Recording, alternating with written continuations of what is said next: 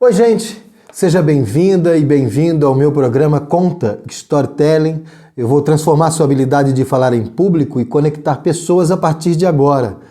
Eu me chamo Richard Rebelo, eu sou ator, diretor e roteirista e hoje eu vou falar aqui sobre medo de falar em público.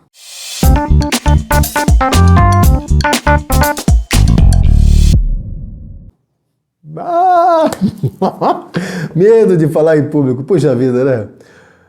É uma coisa humana, normal, é natural se sentir assim, né? Sentir-se como se você estivesse com aquela sensação de uma ameaça. Já pensou sobre isso? Sobre você se sentir ameaçado num lugar onde você não pode errar, onde você diz a você mesmo que você não pode esquecer, onde você diz a você mesmo perguntas como será que estão me julgando? Será que estão achando que está legal? Será que estão gostando do que eu vou falar? Será que eles vão gostar de mim aqui agora? Será que eu vou ter essa aprovação desse público?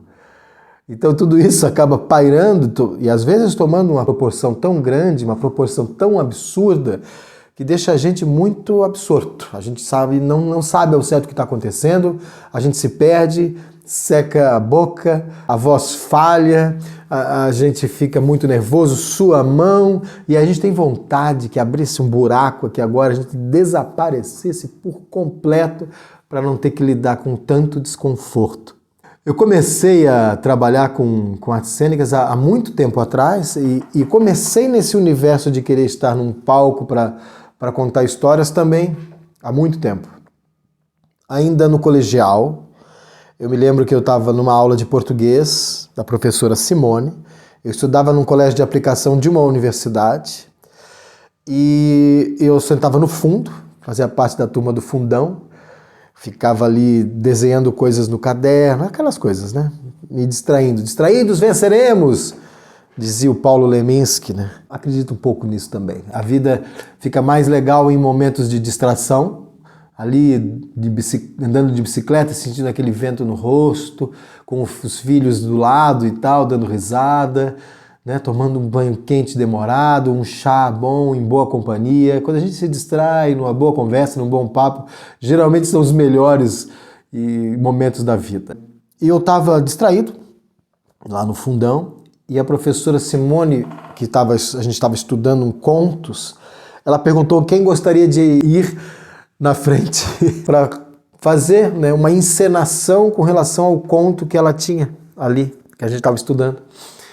E aí, meu amigo, um amigo meu, olha esse amigo, levanta a mão e diz: eu vou, professora, eu e ele. Esse ele era eu. Estava ali completamente desavisado, sem saber o que estava acontecendo. Eu fui pego de surpresa, mas amigo é amigo, né? Não deixa o outro sozinho. Então eu falei, então eu vou e vamos lá. Aí a gente foi lá na frente e falou, o que tem que fazer? Ele falou, você tem que fazer isso aqui, ó. É um papel para você e outro para o seu amigo.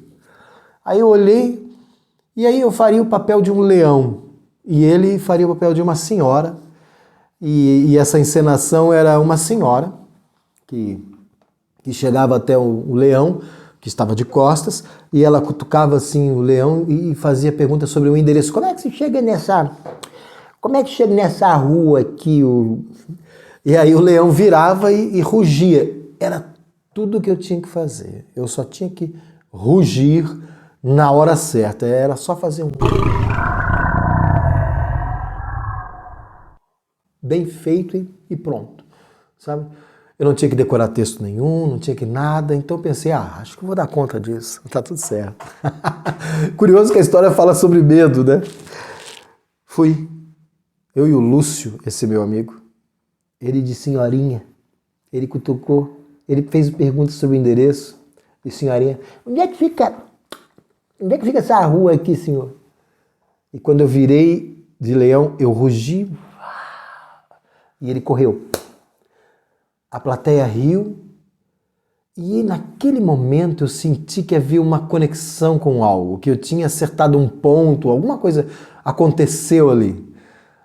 E eu comecei a me interessar por artes cênicas a partir daquele ponto, por teatro, por me apresentar, por ter essa vontade de fazer uma comunicação e tal.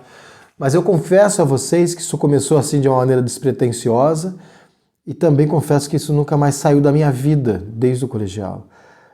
Quando virou o ano, já tinha um grupo de teatro acontecendo dentro daquele colégio e eu estava dentro dele, sempre correndo atrás de enfrentar uma situação que para mim nunca foi muito confortável, que era estar em cena, atuar, né? Subir num palco e propor. Eu vou agir, eu vou atuar, eu vou propor aqui essa encenação. E aí, meu amigo, passou um tempo e eu entrei num grupo profissional de teatro. E aí a coisa mudou, porque daí eu era um profissional daquela... Aí, o que se espera de um profissional? A expertise total, total confiança, é um cara firme, que vai e faz e tal. Eu já havia estudado tanta coisa, eu me sentia completamente preparado para aquilo. E a gente foi para um festival numa cidade, foi para Concórdia, em Santa Catarina, com um espetáculo chamado Preconceitos. 5 atores. Cada ator fazia um discurso com o tema preconceito. Então, havia uma atriz que fazia um discurso sobre a mulher, havia um ator que fazia um discurso sobre a questão racial. Eu, por exemplo, fazia esse papel. Eu fazia um discurso inspirado num discurso de Martin Luther King. Vamos libertar a África do Sul, só precisamos descobrir qual a melhor maneira de fazer isso. Era o que eu tinha que fazer. Um discurso de uma página, eu ia fazer sozinho, uma peça que durava 1 hora e pouco, eu ia participar dela durante 10 minutos, 12 minutos no máximo. Puxa vida, tá ótimo, tá tranquilo, né? Mas era um pouco mais do que isso a minha responsabilidade. Existia um momento onde eu ficava na coxia. A coxia, o canto do palco ali, escondido, é a coxia, é fora de cena, né? Dentro do palco, essa atriz, a Viviane, fazia o papel de um discurso com relação à mulher, ao feminismo, a defesas de direitos, e em volta dela, o diretor havia feito assim dessa maneira, isso é 1992.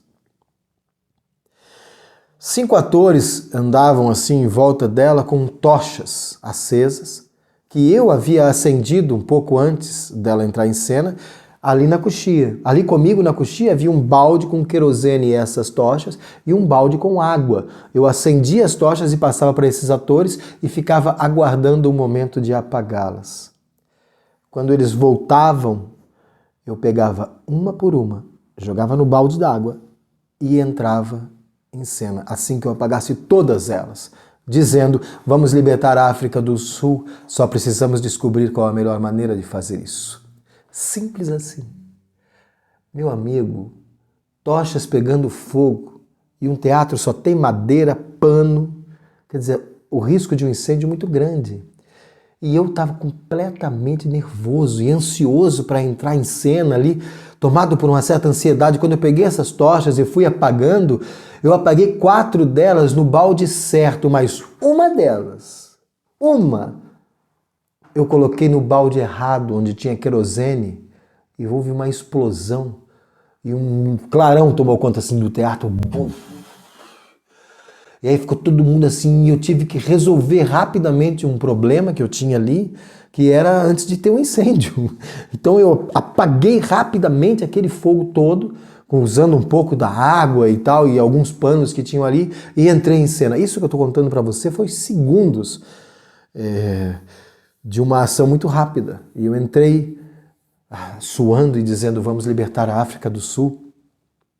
Só precisamos descobrir qual a melhor maneira de fazer isso. Eu suava e eu estava tenso e certamente muito nervoso, assim, muito desesperador. Quando aquilo terminou, um diretor lá no fundo, ele levantou assim na plateia e falou, eu queria dizer uma coisa para esse rapaz ali, que atuação! Impressionante o trabalho desse jovem. A cara dele de desespero pelo apartheid, toda aquela situação na África do Sul, ele fazendo aquele discurso, coisa mais linda. Ele entrou assim em prantos, tudo suor, tudo eu escorrendo em suor. Ele em prantos, eu achei maravilhoso e tudo. Tive sorte? Tivemos sorte. E eu não lembro de um outro episódio assim de tanta gravidade.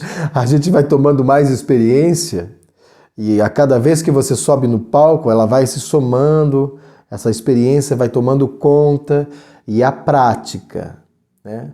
A prática, o desenvolvimento, o treino, o ensaio vão dando corpo para você dar conta de situações, não como essa, né? Porque essa é só, enfim, faz parte da minha história.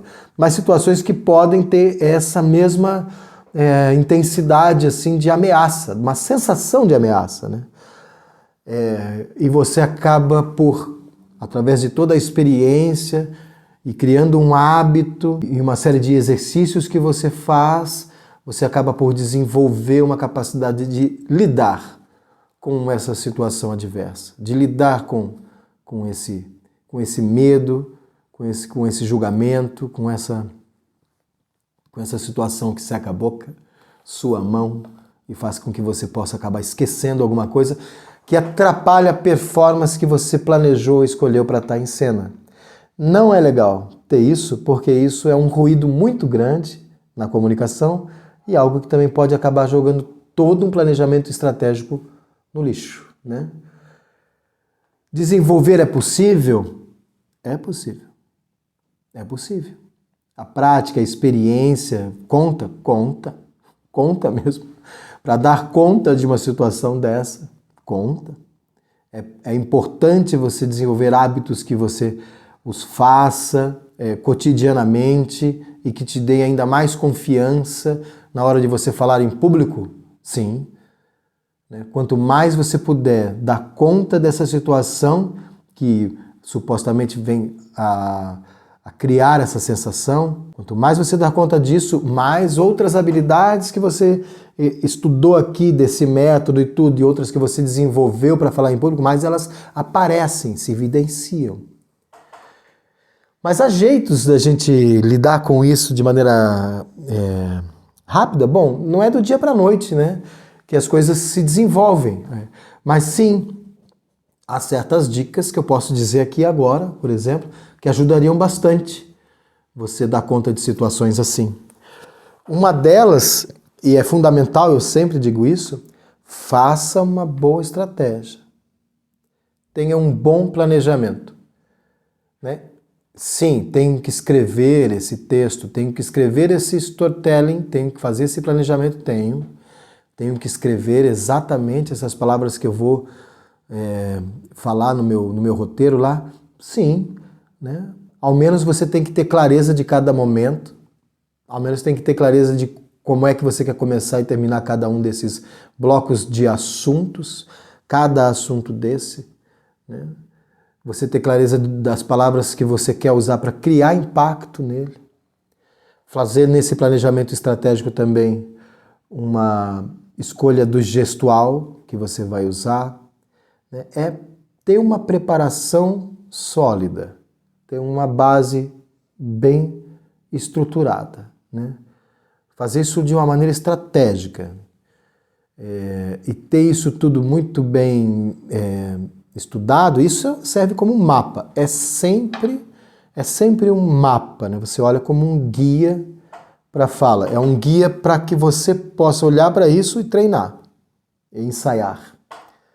Ensaiar cada um desses pontos e durante um tempo, né, fazer esse ensaio, fazer um hábito de ensaio, de treinamento, no sentido de que isso precisa não estar no teu pensamento.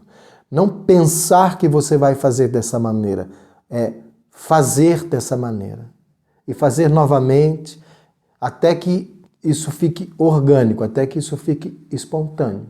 Até que essas escolhas que você fez, que estão no seu planejamento, que estão na sua estratégia, elas venham à tona. Elas aconteçam. Que você consiga fazer isso. Que você consiga fazer com esse rigor aqui que você planejou. É preciso fazer isso, né? Mas assim, Richard, repetidamente, é assim, repetidamente. Claro, sempre com uma ideia de não ficar mecânico ou engessado. Esse planejamento serve como um guia, lembra? Ele é um guia. Ele é algo para que você possa ter, para que você possa acompanhar, né? Eu começo em X e vou até Y. É um mapa. Você olha para esse mapa e esse mapa te dá um norte do como é que você vai fazer isso, né? Mecanicamente não funciona. Decorar totalmente também não funciona. Não é decorar, é se apropriar, é apropriar-se dessa fala, desse assunto, é apropriar-se dessa estratégia, apropriar-se desse planejamento, né? Então tem um gesto que eu pensei aqui, seguido de uma pausa. São ferramentas do método, né? Do conta. Então eu vou executar essa pausa, porque ela tem um impacto escolhido aqui nessa estratégia. Vai funcionar desse jeito, sim. Né? Então, isso tudo colocado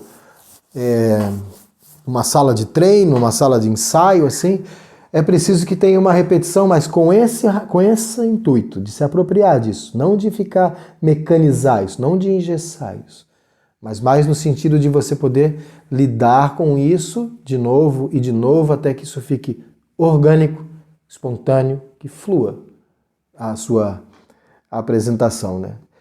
Ter essa segurança, o planejamento te dá isso, é uma estratégia importante. Ter essa segurança, essa base bem fundamentada é fundamental. Isso é fundamentada é fundamental, é isso mesmo. Ter isso bem estruturado é importantíssimo, né? Para que você possa desenvolver bem o seu trabalho e não seja afetado por essas questões externas que vão acontecer. Não é que elas não vão acontecer, não é que vai deixar de acontecer. Talvez em algum momento você tenha um pouco desse pensamento sobre esse julgamento, sobre essa necessidade de aprovação, sobre tudo isso. Pode ser que venha, mas não te afeta isso. Você está totalmente focado nesse planejamento. E para além disso, eu acho que é crucial aqui, inclusive desse ponto, é falar sobre a maneira, né? A postura, a posição que você vai ocupar com relação ao outro na hora de você estar ali falando em público, que o outro é sempre mais importante nesse momento do que você. Você vai burlar esse lugar de autoimagem, vai deixar teu julgamento de lado, vai deixar essa necessidade de aprovação de lado. Você observa isso, ok, tem isso, mas isso não é mais importante, porque eu não sou o mais importante aqui nessa interação. O que é mais importante aqui é o outro, eu vim para ele é meu endereçado, é para ele que eu estou falando. Então eu vou dar total importância a ele, a minha preocupação está nele, entende? Está no meu endereçado. Eu trouxe algo para entregar para ele, que é um valor, uma mensagem, o que seja. Isso eu vou entregar totalmente, eu vou oferecer, eu vou dar totalmente para ele. Né? E esse lugar, como é que desenvolve isso? Né? É um foco na interação, é um foco direto na interação. E essa importância, essa mudança, só essa mudança já causa todo um outro tipo de sensação. Né? Você deixa de ser tão importante, a sua autoimagem deixa de ser tão importante. Né? Você tira o foco de você, tira o foco. Você não pensa mais, como é que será que eu estou aqui? Será que eu estou falando bem isso? Será que eu vou esquecer disso? Não é esse o foco dessa interação. O foco dessa interação é ele, é olhar para ele, é estar para o outro, é estar com o outro. É para você que eu estou trazendo isso. E o mais importante que apareça é a história é o mais importante. Então você vai lembrar da história e não de mim, não precisa lembrar de mim. Não precisa, eu me coloco de lado. É mais importante que você lembre os aspectos desse conteúdo, dessa história que eu trouxe, disso. Eu quero que isso fique gravado como experiência entre nós por mais tempo. E é por isso que essa interação é tão importante. E eu tenho certeza, eu aposto nisso, que se você treinar esse tipo de hábito, você treinar essa atitude, você cultivar essa atenção plena para o outro, muda completamente a sua sensação num palco, em frente a uma câmera, muda a sua sensação. E também cria uma experiência diferente ali para as pessoas, onde não tem mais isso, você deixa isso de lado. Não há mais a necessidade de aprovar e me aprovar, entende? Você deixa esse virtuosismo de lado e acaba apostando num outro lugar, né? Focando num outro lugar, focando na interação. Puxa, Richard, mas como é que eu faço isso, né? Bom, para além de você treinar sobre esse aspecto, de ter mesmo que treinar sobre isso, de olhar para exercícios que a gente tem aqui do método e poder aí botar em prática e executá-los e tal. Para além disso, o fundamento, a chave mestra dessa postura, dessa mudança de paradigma, de pensamento, a chave que pode transformar a sua fala em público para esse lugar, né, da importância do outro, e você não estar tão preocupado com você mesmo assim, para poder burlar um pouco e dar conta desse lugar aqui, de uma maneira mais apropriativa e tal. A chave disso é o diálogo. O diálogo é a chave disso. É um radar. Não é um discurso. Você não vem para fazer um discurso. Você não vem para impor alguma coisa. Você vem para partilhar. Você vem com um intuito de compartilhar com as pessoas uma experiência que você trouxe. A experiência, quando eu digo a experiência, a história, o valor, isso, né? E a experiência aqui, ó, eu vou partilhar nesse encontro através da minha fala, de gestos e tudo, para que você sinta sobre o que eu estou falando, para que tenha esse impacto sensitivo, sensorial, tá? Na plateia, assim, né? Que ainda mais do que a questão racional da pessoa entender sobre isso que eu estou falando, mas mais para sentir alguma coisa com relação a isso, né? Esse impacto é um pouco maior e eu quero criar essa experiência, e eu sou o propositor dessa experiência, eu sou o narrador, eu trouxe isso, sou eu que trouxe esse storytelling, eu planejei esse storytelling e venho aqui criar essa experiência pra gente. Como? Eu venho com isso como regendo, como um radar, assim, eu venho dialogar. E dialogar é uma interação. Eu venho interagir entre mim e você. Entre nós, é entre você e a sua audiência. Então é no entre que acontece, é nessa interação que acontece. Se você estiver ligado com isso, em dialogar, compartilhar e na interação, eu tenho certeza, eu aposto nisso, que você vai criar uma experiência que gera impacto e que pode se tornar, através daquele encontro, até mesmo inesquecível para aquelas pessoas. Simples assim. É isso. Simples assim, eu disse, e é mesmo. Esse é o aspecto fundamental, né? Que é o encontro com o outro se torna a minha maior ação, né? É nisso que eu estou focado. Eu estou focado em promover naquele local uma experiência. Eu trouxe um planejamento estratégico para contar algo e vou passar uma mensagem ou um valor através dessa história. Essas pessoas são meu endereçado, são os meus endereçados, e eu vou entregar isso para eles totalmente, com uma comunicação limpa, de um gestual limpo. Eu vou comunicar, eu vou tornar comum a minha história, a história da minha empresa, esse conteúdo que eu trouxe, esse valor que eu acho importante, eu vou tornar comum, eu vou comunicar para essas pessoas. E vou fazer através de uma interação, através de um diálogo entre nós. Eu vou entregar totalmente isso. É isso que eu vim fazer aqui. Se você mudar esse tipo de hábito ou de comportamento, assim, você pode acabar deixando de lado um pouco esse lugar que te deixa tão apavorado, que faz com que você acabe pensando em coisas que atrapalham a sua comunicação. E ter medo de esquecer o que eu vim dizer, ter medo de pensar sobre como é que estão me vendo, sabe? Deixar essa autoimagem de lado, sabe, como uma coisa menor. Talvez ela esteja, mas ela é menor. Talvez sempre há o risco de esquecer, mas ele é menor, entende? Porque se você está firme, mesmo que esse esquecimento venha, eu tenho certeza que você vai lidar bem com isso, né, em seus assuntos. Esse é um ponto fundamental nosso. Existem uma série de exercícios que a gente propõe para isso, exercícios que causam um aterramento e uma atenção plena, exercícios que podem fazer com que você entenda de uma maneira mais orgânica, física, como é que você vai acionar esse lugar de atenção plena com o outro, com o ambiente, de se tornar uma pessoa, na hora de falar em público, mais perceptiva daquele ambiente e entenda esse lugar do domínio, do controle, de ser um propositor. Você propõe aqui, é você que aciona esse ambiente e é você que vem, através desse acionamento, criar, gerar uma experiência para essas pessoas, que é o que a gente chama de encontro, né? Por isso que eu digo que contar histórias é a arte do encontro. E para além disso, digo, contar histórias é a arte do encontro e através da história contada e desse encontro você pode criar uma experiência para tornar inesquecível aquele momento para aquelas pessoas. É isso. Esse foi o tópico de hoje, medo de falar em público.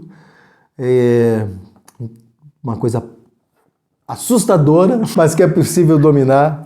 Existem outros tantos assuntos que envolvem o método que a gente trabalha e eu espero você por aqui em alguma outra oportunidade.